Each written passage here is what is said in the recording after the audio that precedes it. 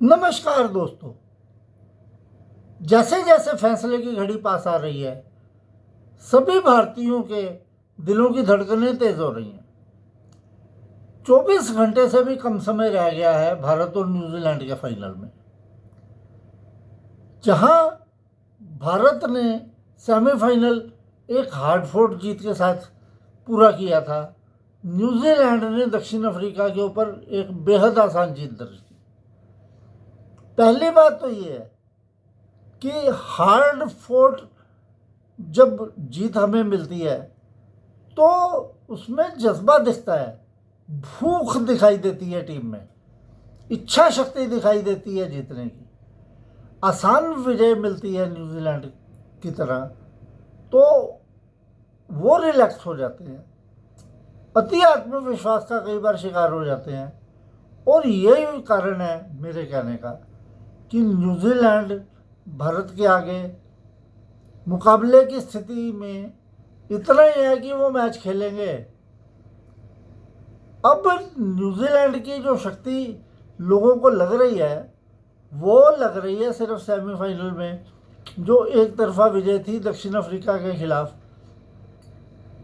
दक्षिण अफ्रीका का आगे ही चौक का टैग है कि चौकर हैं ये, और उस दिन बुरी तरह से फ्लॉप हुए पूरे दक्षिण अफ्रीका की टीम। मानने को तैयार नहीं हो रहे थे भारत के लोग कि दक्षिण अफ्रीका हार सकती है, लेकिन वो हार गई। अब जहां तक न्यूजीलैंड का सवाल है, ग्रुप स्टेज पर मैच हारे वो, सुपर 8 में इंग्लैंड के खिलाफ लगभग जीता हुआ मैच हारे। ये तो इनकी किस्मत अच्छी है कि पाकिस्तान के साथ मैच नहीं हुआ, बड़ी मुश्किल से वो रन रेट के बेस पे आगे सेमीफाइनल में स्थान बना के। और उससे पहले लंका ने जो इनकी हालत की थी, 87 पर 7 आउट थे। मैककोंची और मिशेल सेंटनर की 87 रन की भागीदारी की बदौलत वो स्कोर बना सके थे। लंका की लचर बॉलिंग का उन्होंने पूरा फ़ायदा उठाया था और सिर्फ एक लंका को वो हराकर सेमीफाइनल में आए हैं। पाकिस्तान मैं मानता हूँ कि बदकिस्मत है कि जिस तरीके से लंका की हालत न्यूजीलैंड वालों की लंका ने की थी, तो पाकिस्तान के साथ अगर मैच होता तो बड़ी बात नहीं है कि पाकिस्तान भी उन्हें हो सकता है चारों खाने चित कर देता। इससे क्या है कि पाकिस्तान को नुकसान हुआ उस जो वॉश आउट का। अब जो न्यूजीलैंड की शक्ति है वो शक्ति नहीं है। मैं आपको बता रहा हूँ, न्यूजीलैंड अगर फाइनल में है तो एक दक्षिण अफ्रीका के खिलाफ उन्होंने सेमीफाइनल में एक अच्छे दिन की बदौलत, जैसे भगवान एक दिन दे देता है कि जो करोगे तुम्हारा वो पूरा हो जाएगा, बाकी नहीं तो पूरे टूर्नामेंट में मैं मानता हूँ कि न्यूजीलैंड की टीम भाग्यशाली है कि वो फाइनल खेल रही है। वैसे वो मेरे हिसाब से इसकी हकदार नहीं है, पर एक बात ज़रूर है, न्यूजीलैंड की टीम को कोई ज़्यादा तवज्जो नहीं देता, लेकिन ये चुपचाप अपना काम करते हैं और कई बार ये ख़तरनाक भी हो सकती है। इसलिए भारत से हम आशा करेंगे कि उन्होंने ऐसी कोई खुशफहमी नहीं पालनी और पूरी तरह से मुकाबला करना है। उनके जिन खिलाड़ियों से मुझे खतरा लग रहा है, अब देखो डैरिल मिशेल को तो वो इतना पीछे भेजते हैं कि वैसे तो भारत के खिलाफ जब टेस्ट मैच वगैरह होते हैं तो 100 से कम वो बातें नहीं करता, लेकिन T20 में काफ़ी पीछे आने की वजह से उनसे सबसे ज़्यादा खतरा मुझे है फिलिप्स से। आप सोचोगे फिन एलन ने शतक बनाया, भैया इतना बड़ा बैट्समैन नहीं है वो कि हर मैच में 100 ठोकेगा। और दूसरी बात है कि एक दिन एलन का था, न्यूजीलैंड की पूरी टीम का ही था वो दिन। हाँ, सीफर्ट थोड़ा तंग कर सकते हैं, मुझे लगता है कि सीफर्ट अच्छा बैट्समैन है। बाकी जो बल्लेबाज हैं वो अधिकतर रने बॉल खेलने वाले हैं, तो मारकर खेलने वाले न्यूजीलैंड के पास फिलिप्स और फिन एलन है और सीफर्ट, ये 3 बल्लेबाज मार के खेल सकते हैं। जहाँ तक और विदेशी खिलाड़ियों का जिनको अपने कमेंट देने का अधिकार है। डेल स्टेन मानते हैं कि न्यूजीलैंड में इतनी क्षमता नहीं है कि भारत का वो सामना कर सके, भारत जीतेगा। मोनूमेंटल मोनूमेंटल चोक अगर भारतीय टीम का नहीं होता तो भारत बहुत आसानी से विश्व कप जीत जाएगा।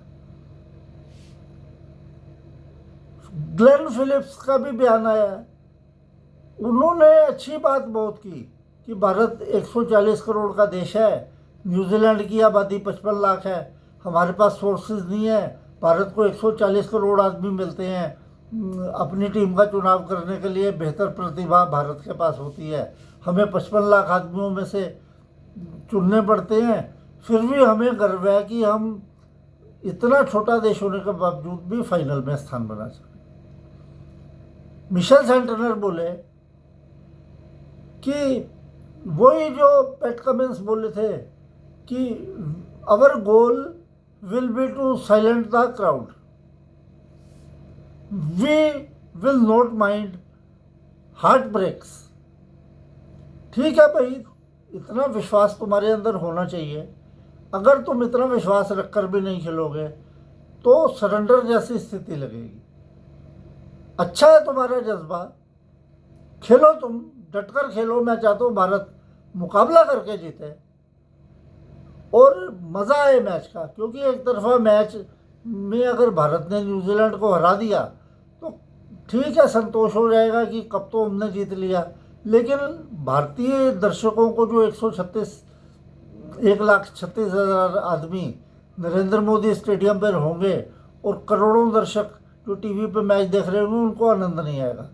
आनंद आएगा जब एक नेल बाइटर होगा जहाँ पर क्लोज मार्जिन से फैसला होगा, लेकिन मुझे ऐसा लगता नहीं है। दूसरी बात है, जहाँ तक अभिषेक शर्मा की और भारतीय टीम के चेंज की बात है, कोई अभिषेक शर्मा तो पक्का खेलेंगे, तुम ये तो भूल जाओ कि रिंकू सिंह नहीं खेलेंगे।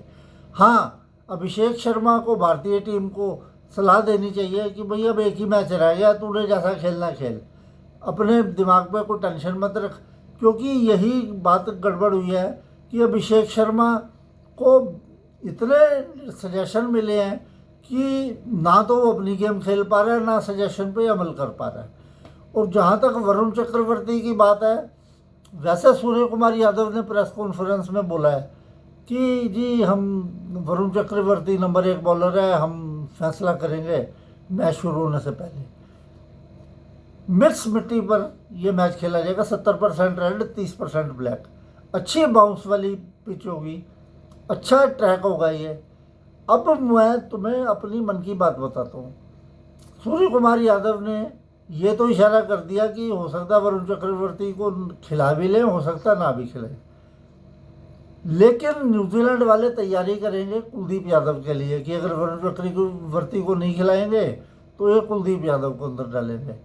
लेकिन मेरा दिल कह रहा है यार, क्योंकि अब मिक्स वो है मिट्टी, तो उसमें पेस एंड बाउंस भी होगा, तो मेरे को तो मोहम्मद सिराज अंदर आता नजर आ रहा है।